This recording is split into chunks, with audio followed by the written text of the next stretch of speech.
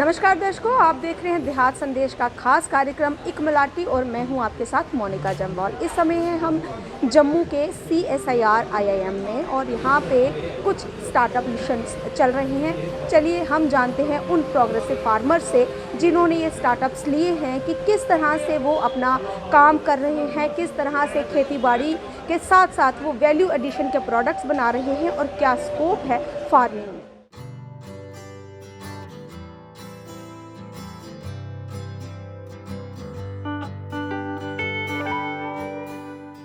नमस्कार दर्शकों, देहात संदेश के खास कार्यक्रम इक मलाटी में हम आपको मिलवाएंगे एक ऐसी फैमिली से जो बी कीपिंग में अपना नाम रोशन कर रही है और दूसरों के लिए प्रेरणा बन रही है। नाम है जी जनक राज जी, प्रोग्रेसिव फार्मर है। जनक राज जी, बहुत बहुत स्वागत है आपका।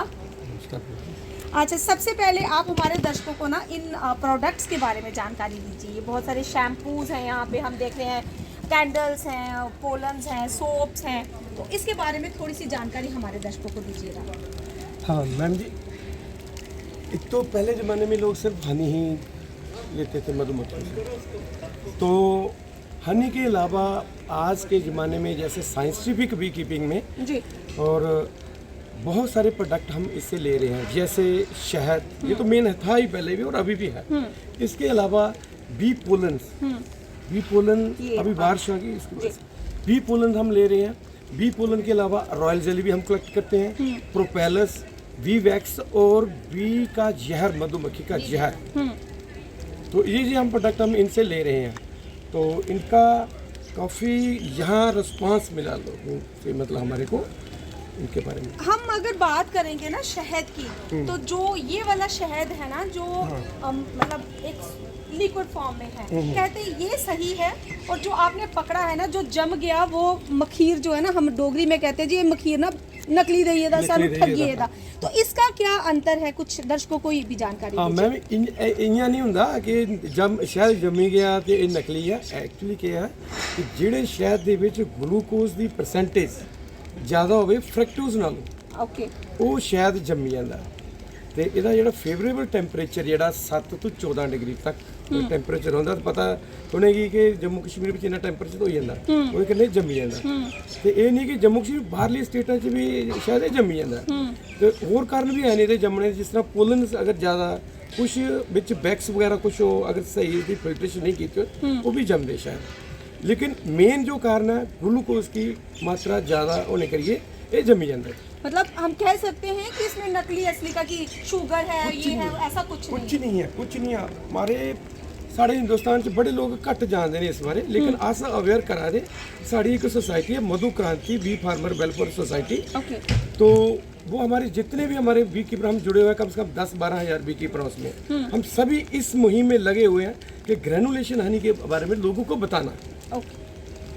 अच्छा, दूसरा हम देख रहे हैं यहाँ पे जैसे साबुन है, ये बनाया हुआ आपने, ये शैम्पू है, तो ये भी हम कह सकते हैं कि बी कीपिंग की ही वैल्यू एडिशन है एक तरह से। बिल्कुल बिल्कुल मैम जी, ये सभी जितने भी सोप हमने बनाए हैं, अभी तो वैसे सेल हो गए यहाँ पे जी। ये हमने शैम्पू तैयार किया हनी से, हनी और प्रोपेलस डालकर, ओके, ठीक है, इसमें कुछ बेस डाला, तो ये हनी, और ये डैंड्रफ को एंटी बैक्टीरिया भी है और एंटी इन्फ्लेमेटरी, मतलब सारे इसमें गुण है इस शहद। तो इसके अलावा ये जो हमने सोप 10-12 किस्म के सोप हम बनाते हैं, तो ये सोप भी एक बड़ा अच्छा सोप है ये भी, और इसमें भी वैल्यू एडिशन है, हनी, प्रोपेलस, या फिर कई बार हम केसर का भी डाल के हम बना लेते हैं, थोड़ा सा बी वैक्स डाल के, तो ये भी हम बनाते हैं, है ये वैल्यू एडिशन का। ये जो यूथ है ना, उसके लिए आप क्या खास मैसेज देना चाहोगे जो बी कीपिंग से जुड़ना चाहते हैं? मैं आज तो बोलांगे कि यूथ भी एक काम कर रहे हैं, लेकिन तरीके नाल कर इयां नहीं, बेढंगा नहीं, ਤੇ ਇਹਦੇ ਵਿੱਚ ਵੀ अगर गवर्नमेंट भी काफ़ी फैसिलिटी दिया दे ना, मगर जो फैसिलिटी है बी कीपर तक वो नहीं पहुंच रही है। मेरी रिक्वेस्ट है गवर्नमेंट से कि वो फैसिलिटी जो पीछे से जो आ रहा है गवर्नमेंट की तरफ से, कुछ इंस्ट्रूमेंट आ रहे हैं या कुछ पैसा इनको अपलिफ्ट करने के लिए बी कीपिंग को, वो बेसिक रूट पे भी आए वो पैसा, ताकि बी कीपिंग जिंदा रह सके, क्योंकि बी कीपिंग का एक मकसद नहीं है शहद पैदा करना और ये प्रोडक्ट बने, ये हमारे इन्वायरमेंट को भी पोल्यूट करने से रोकती है। क्यों करती है? जब से पॉलिनेशन करती है खेतों में जाके पॉलिनेशन का, तो ये हमको स्प्रे कम करनी पड़ेगी।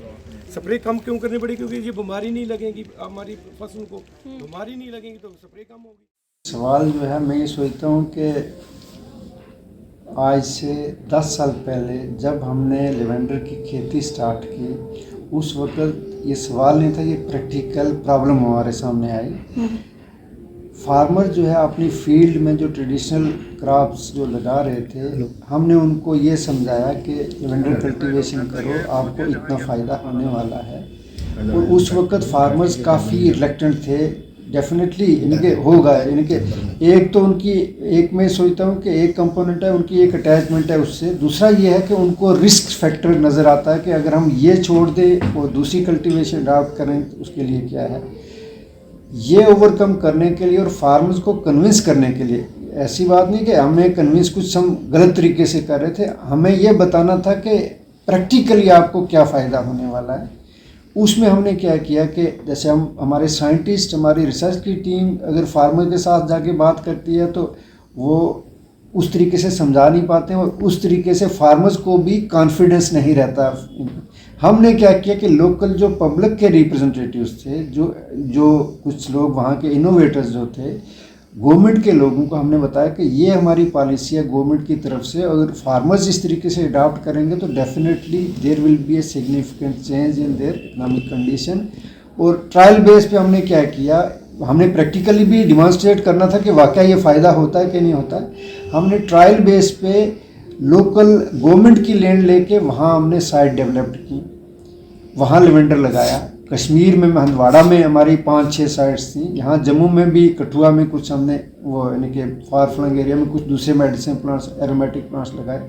इसी तरीके से हमने भद्रवाह में लेवेंडर का जो है इंट्रोडक्शन, वहाँ एक्सटेंशन कंपोनेंट जो है उसको एक्सटेंशन करवाई।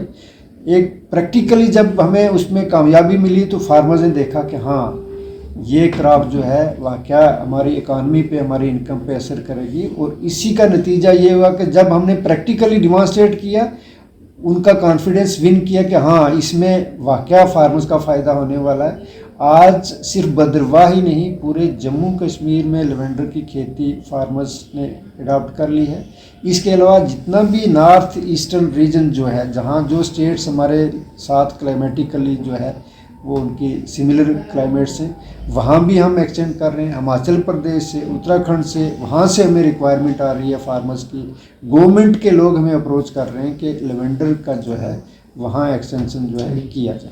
जम्मू मैं ये बताऊँ कि देखो, जब हमने लेवेंडर कल्टीवेशन स्टार्ट किया तो हमें जम्मू के भी कुछ लोग कहने लगे कि यहाँ भी कल्टीवेशन करवाओ। प्लेन एरिया के, इवन बॉर्डर एरिया के लोग कहने लगे कि लेवेंडर वहाँ कल्टीवेट हो रहा है तो यहाँ क्यों नहीं हो रहा है। उसका जो है वो ऐसी चुनौतियों को मद्देनज़र रखते हुए हमारे CSIR के जो सोसाइटल मिशन प्रोग्राम्स हैं, हमने ये देखा कि लेवेंडर अगर पहाड़ी एरिया में ग्रो हो रहा है तो प्लेन एरिया में क्या क्रॉप हो सकती है। अरोमा मिशन के साथ साथ हमने फ्लोरिकल्चर मिशन भी CSIR से स्टार्ट किया। और यहाँ अगर आप सर्वे करेंगे, अगर फील्ड में जाएंगे, हमारे बहुत ज़्यादा फार्मर्स जो हैं इस एरिया में अभी फ्लोरिकल्चर क्रॉप्स जो है उन्होंने अडॉप्ट कर लिए। और फ्लोरिकल्चर, पहले तो हम ये सोचते थे कि फ्लोरिकल्चर हाँ जी ये मैरीगोल्ड के जो है गार्लैंड बना के ये भेज देगा, ऐसा नहीं है। फ्लोरिकल्चर में हम एंड टू एंड जो है उनको सपोर्ट दे रहे हैं, उनको सीड प्रोवाइड कर रहे हैं, उसके बाद वो फूल जो है तैयार करेंगे, उसके बाद हमारा मार्केट लिंक है। तीसरा एक इम्पॉर्टेंट कंपोनेंट मैं आपको बताना चाहूँगा कि जितने भी हमारे सेक्रेड प्लेसेस हैं, जो फ्लावर्स जहाँ ऑफर होते हैं उसके बाद वो वेस्ट चले जाते हैं। हमारे लैब में साइंटिस्ट, क्योंकि अल्टीमेटली इसका टारगेट क्या है, इसका फ़ायदा किसको मिलने वाला, फार्मर्स को मिलने वाला है। हमारे साइंटिस्ट उस वेस्ट से जो है ऐसे कंपाउंड्स आइसोलेट करने की कोशिश कर रहे हैं, रिसर्च कर रहे हैं, या कुछ उसमें फ्लेवरिंग कुछ एजेंट्स जो है वो तैयार किए जाएँ जो कि हम आगे प्रोडक्ट डेवलपमेंट में यूज़ कर सकें। तो कहने का ये मतलब कि जो सोसाइटल मिशन के जो हमारे अरोमा के रिलेटेड जो प्रोग्राम है वो भी चल रहे हैं, उसके साथ साथ हमने उसके साथ साथ दूसरे मिशन भी हमने लॉन्च किए। सर जो इसमें ऑलरेडी हमने इंटरक्रॉपिंग के लिए लोगों को तैयार कर लिया। कुछ फील्ड्स में जैसे कुछ लोगों के ऑर्चिड्स हैं, वहाँ हमने ये कहा कि लेवेंडर कल्टीवेशन स्टार्ट कर लो। ट्रायल के बेस पे जो है उसमें भी हमें सक्सेस मिली है। हमारा ये मकसद है कि अगर ऑर्चिड है किसी के जो बीच में जो पोर्शन लैंड का बच रहा है वो भी यूज़ हो जाए। तो हमने ट्रायल बेसिस पे ऑलरेडी ये लॉन्च कर दिया। I think this will be success. तो आपने देखा कि किस तरह से किसान जो है वो विज्ञान के साथ जुड़कर खेतीबाड़ी को एक नया रूप दे रहा है। आपने डायरेक्टर CSIR की बातें भी सुनी और जाना कि जो अरोमा प्लांट्स हैं और जो इंटरक्रॉपिंग में फ्लावरिंग है वो किस तरह से किसानों को प्रमोट कर रहा है। इस तरह के कार्यक्रम देखने के लिए आप देखते रहिए देहात संदेश का ये खास कार्यक्रम। कमेंट में हमें ज़रूर बताइएगा कि आप आगे और किस तरह के कार्यक्रम देखना चाहते हैं। दीजिए इजाज़त, नमस्कार।